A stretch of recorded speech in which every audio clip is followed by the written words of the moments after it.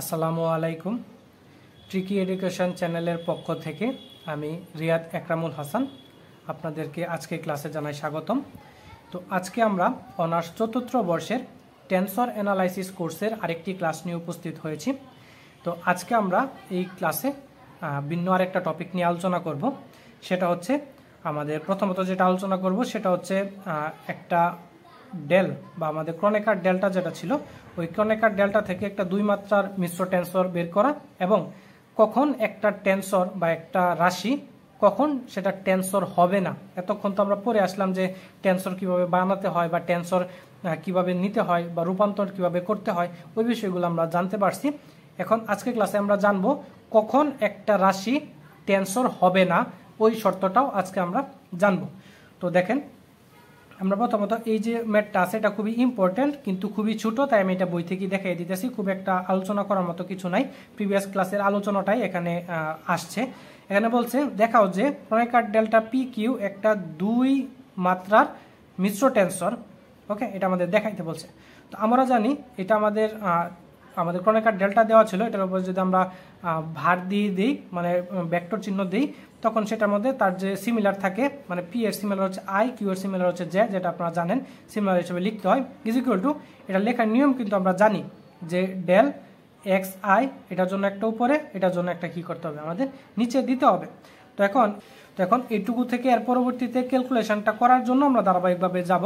দেখেন এই x I যেটা আছে এটার নিচে আমরা একটা ডেল এক্স পি দিলাম এবং উপরে একটা ডেল এক্স পি দিলাম, যাতে করে আড়াআড়িভাবে কাটা যায় এবং এই অবস্থাটাই আবার আমরা কি ফিরে পেতে পারি। এজন্য আমরা এটা কি করে দিলাম, আমরা গুণ করে দিলাম। তো এখন আমরা কিন্তু জানি যে আমাদের উপরে যে ভারযুক্ত যে পার্টটা থাকে ওইটার সিমিলারটা নিচে দিতে হয়। এখন এটার ক্ষেত্রে দেখেন সিমিলারটা মিলছে, কিন্তু জের ক্ষেত্রে কিন্তু তার সিমিলারটা মিলে নাই। জের ক্ষেত্রে সিমিলারটা আমরা জানি কত, কিউ। তাহলে আমরা আরেকবার এখানে কি করলাম, এই প্রথম পার্টটুকু এভাবে রাখলাম, এখানে জের উপরে কিউ নিয়ে আসলাম। এখন কিউটা আমরা কি করছি, এক্সট্রা নিয়ে আসছি না, তো এক্সট্রা হিসাবে এইটা আমরা ডান পাশে লিখে ওইটার নিচে আমরা কিউটা দিলাম, যাতে করে এটা কাটাকাটি করে আগের অবস্থানে আমরা কি করতে পারি, নিয়ে আসতে পারি। তো এখন একটা জিনিস লক্ষ্য করেন, এইটুকু পার্টের নিচে তার সিমিলারটা আছে, এইটুকু পার্টের উপরে তার সিমিলারটা আছে। তো এখন আমরা জাস্ট এই যে পার্টটুকু আছে যে এই পার্টটুকুকে আমরা ক্রনেকার ডেল্টা আকারে লিখে দিব এবং বাকি যে পার্টটুকু আছে ওইটা ভাবে লিখবো। কারণ আমরা জানি এখান থেকে আমরা লিখে আসছি যে আমার এরকম পার্ট যদি থাকে মানে ক্রনেকার ডেল্টা আই যে, তখন সেটাকে আমরা এই আকারে লিখতে পারি যে ডেল এক্স বার আই, তো ডেল এক্স বার জে। তো যেহেতু এইগুলোর উপরে ভার নাই, তাহলে এটাকে জাস্ট আমরা এই ক্রনেকার ডেল্টার উপরে বার ছাড়া বাকি আমাদের তার যে সূচক ছিল পি কিউ আকারে জাস্ট লিখে দিব, তাহলে আমাদের এটা কি সমাধানটা চলে আসবে। এখন এই যে সমাধানটা পাইলাম এটাই হচ্ছে আমাদের কি দুই মাত্রার মিশ্র টেন্সর, কারণ এখানে কি আসছে আমাদের দুইটা মাত্র আমাদের পার্ট আসছে, তাহলে এটা কি আমাদের দুই মাত্রার মিশ্র টেন্সর। এবং এখানে দেখেন যেহেতু একটা কোভেরিয়েন্ট টেন্সর ছিল সেটার মধ্যে একটু বোল্ড করে দেয়া আছে, জাস্ট এটুকুই। আশা করি বিষয়টা আপনারা বুঝতে পারবেন। এটা বাসার মধ্যে একবার নিজেরা খাতার মধ্যে লিখলেই বাকিটুকু নিজেরাই পারবেন। তাহলে জাস্ট লেখা হয়েছে যেহেতু এত টেন্সরের রূপান্তর নিয়ম সিদ্ধ করে, সুতরাং এটা কি দুই মাত্রার মিশ্র টেন্সর। তো এর পরবর্তীতে আজকে আমরা আরেকটা এক্সাম্পল করব, সেটা হচ্ছে আমাদের কখন একটা রাশি টেন্সরের রূপান্তর নিয়ম মানবে না বা সেটা টেন্সর হবে না, ওইটা আজকে আমরা দেখব। তো এইটা দেখেন 42 নম্বর এক্সাম্পল, যেটা বলা হয়েছে যে দেখাও যে এত টেন্সর নয় যদিও এপি একটা কি এক র্যাঙ্কের কোভেরিয়েন্ট টেন্সর। এটা টেন্সর না যদিও এটার মধ্যে একটা কি আছে, টেন্সর আছে, এটা আমাদের প্রমাণ করতে বলা হয়েছে। তো আজকে আমরা এই 42 নম্বর এক্সাম্পলটা খাতার মধ্যে করে দেখাবো। সিমিলারভাবে 43 নম্বরটাও যে এটা কি টেন্সর, তোমার উত্তরের পক্ষে যুক্তি দাও। এটা আপনারা বাসার মধ্যে হোমওয়ার্ক করবেন, একদমই সিমিলার, আমি ওইটা করে দিলে আপনারা এটা বুঝতে পারবেন। ওকে, তো চলেন আমি 42 নম্বর এক্সাম্পলটা খাতার মধ্যে করে দেখাচ্ছি। তো দেখেন আমি ডাকটুকু খাতার মধ্যে লিখে রাখছি এবং এর আগে উপরে একটা নোট আমরা লিখে রাখছি যে কখন কোন শর্তে যে একটা রাশি টেন্সর হবে না। আমরা লিখলাম যে একটা রাশিকে কোনো উপাদানের সাপেক্ষে আংশিক অন্তরীকরণ করলে যদি সমাধানে আমাদের আংশিক অন্তরীকরণ যখন করব, ওই অন্তরীকরণ করার পর ওইটার যে সমাধানটা আমরা পাবো, ওই সমাধানে যদি বর্গ আকারে ফলাফল আসে মানে স্কয়ার যুক্ত যদি আমাদের কোনো উপাদান বা পার্ট চলে আসে, তবে ওই রাশিটি টেন্সর নয়। তাহলে ওই যে রাশিটা ছিল ওইটা কি হবে না, টেন্সর হবে না। তাহলে দেখেন আমরা এই এক্সাম্পলটা করি যে বলছে দেখাও যে এত টেনসর নয়, যদিও এটা একটা কি এক র্যাঙ্কের কোভেরিয়েন্ট টেনসর। তো তাহলে আমরা কি লিখবো, যেহেতু আমাদের প্রশ্নের মধ্যে বলে দিছে যে এই এপি একটা এক ক্রমের কোভেরিয়েন্ট টেনসর, তাহলে এই এপি যেহেতু একটা এক ক্রমের এক র্যাঙ্কের কোভেরিয়েন্ট টেনসর, তাহলে অবশ্যই এই এপিটা আমাদের কি আমাদের যে টেনসরের যে রূপান্তর যে নিয়মটা, ওই রূপান্তর নিয়মটা অবশ্যই মানবে। তাহলে আমরা লিখে ফেলবো যে যেহেতু এপি একটি এক র্যাঙ্কের কোভেরিয়েন্ট টেনসর, তাহলে আমরা বলবো সুতরাং এটি টেনসরের রূপান্তর সূত্র মানবে বা অনুসরণ করবে। তাহলে আমাদের এখানে যদি আমাদের টেনসরের রূপান্তর সূত্রটা অ্যাপ্লাই করি, তাহলে এটার মধ্যে আমরা কি দিব, এ বার পি ইজ ইকুয়াল টু, আমরা একটা টান দিলাম, যেহেতু এটা আমাদের কি আছে আমাদের কোভেরিয়েন্ট টেনসর আছে, তাহলে এটাকে একটু বোল্ড করে দিব এবং এই ডেল এক্স নিচেটার মধ্যে আমার কি হবে বার হবে। এখানে আছে কত পি, তো পি এর সমার্থক কি আসবে সেটা হচ্ছে আই, এটা আমরা দিয়ে দিব এবং এখানে একটা এ টেনসর হিসাবে, এবং যেহেতু এটা কোভেরিয়েন্ট টেনসর তাই নিচে আমাদের কি দিয়ে দেবো তার সমার্থকটা এখানে দিয়ে দিব। এটাকে আমরা ধরে নিলাম হচ্ছে 1 নং সমীকরণ। এখন আমাদের প্রশ্নের মধ্যে বলছে যে এটা আমাদের টেনসর হলেও আমাদের এই যে পার্টটা আছে এটা কি না টেনসর না। এখন এই পার্টের মধ্যে দেখেন কি বলছে, এই প্রথমে যে আমাদের এই যে টেনসরটা আছে, টেনসরটাকে মূলত এই এক্স কিউ এটার সাপেক্ষে কি করছে আমার অন্তরীকরণ করছে।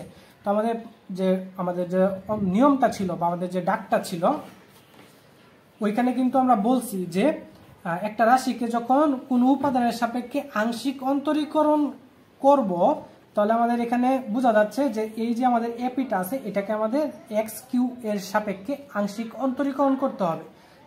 তাহলে আমরা দেখি যে আংশিক অন্তরীকরণ করার ফলে ফলাফলটা আমাদের কি আসে। আমরা লিখলাম যে 1 নংকে এক্স কিউ এর সাপেক্ষে কি করব আমরা আংশিক অন্তরীকরণ, আমরা কি করব আংশিক অন্তরীকরণ আমরা করব। তো যেহেতু এখানে আমাদের রূপান্তর করে নিছি, তাহলে এই যে পার্টটা আছে এটাকে আমাদের রূপান্তরিত পার্টকে আমরা অন্তরীকরণ করতে হবে। ওকে, তো তাই এটার উপর আমরা একটা ভার দিয়ে দিলাম। তো এখন এটাকে যদি আমরা অন্তরীকরণ করি, তাহলে এখানে আছে আমাদের কত এপি, তাহলে আমরা যদি অন্তরীকরণ করি তাহলে এখানে কি দিতে হবে del del x bar Q, এবং এটার উপরে আমাদের কি ছিল বার ছিল। ওকে, আমরা অন্তরীকরণ করে দিতেছি। তো অন্তরীকরণ যদি আমরা করি তাহলে এই পার্টটুকু আমরা ইউ, এটাকে আমরা বি বিবেচনা করব। দেখেন এটাকে ধরবো হচ্ছে আমরা ইউ, এটাকে ধরবো হচ্ছে আমাদের কি বি। তাহলে ইউবির সূত্রটা অ্যাপ্লাই করি, ইউবির সূত্র যদি অ্যাপ্লাই করি, ইউ স্থির মানে del x i del x bar p, এটুকু স্থির, ইউ স্থির বি এর অন্তরীকরণটা কি এর সাপেক্ষে del del x bar Q এর সাপেক্ষে হচ্ছে অন্তরীকরণটা কার এ আই। ওকে, এটা আমরা ব্র্যাকেট দিয়ে এখানে লিখে দিলাম অন্তরীকরণ প্লাস, এখন এই এ আইটা স্থির, এই এ আইটা আমরা স্থির রাখলাম। তারপর এইটুকু পার্টের অন্তরীকরণটা কার সাপেক্ষে del del x bar Q, এটুকু সাপেক্ষে কার অন্তরীকরণ এই পার্টটুকুকে ডেল এক্স আই, তারপর হচ্ছে ডেল এক্স বার পি।